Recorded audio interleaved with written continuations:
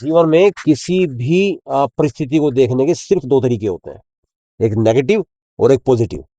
नकारात्मक परिस्थिति को देखने के लिए माइंड में नेगेटिव माइंडसेट नहीं होना चाहिए।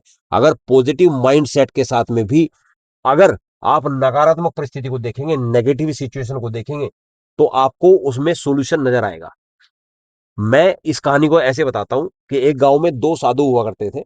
वो सुबह सुबह अलग अलग गांव में भिक्षा मांगते और अपनी झोपड़ी में वापिस आ जाया करते।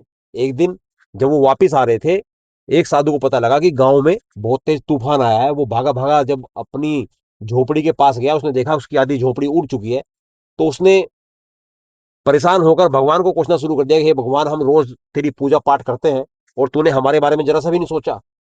बराबर के गांव में चोर लुटेरों तक के भी घर जो है वो सुरक्षित बचे बचे हुए हैं, और हमारी एक झोपड़ी वो तूने आधी उड़वा दी।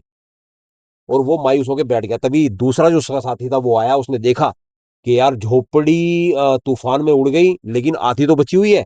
उसने भगवान का बहुत शुक्र अदा किया। उसने कहा कि ये भगवान, तूने इतनी भयानक परिस्थिति के अंदर भी हमारे बारे में सोचा और हमारी आधी झोपड़ी बचा ली जिसमें हम आराम कर सकते हैं।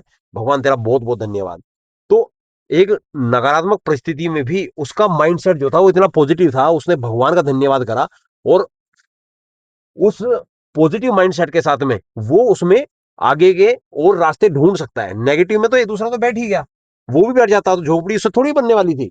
तो पॉजिटिव माइंडसेट के साथ में भी अगर किसी नेगेटिव परिस्थिति को आप लेते हैं तो उसमें सोल्यूशन निकाल पाते हैं, उसमें आगे रास्ते निकाल पाते हैं।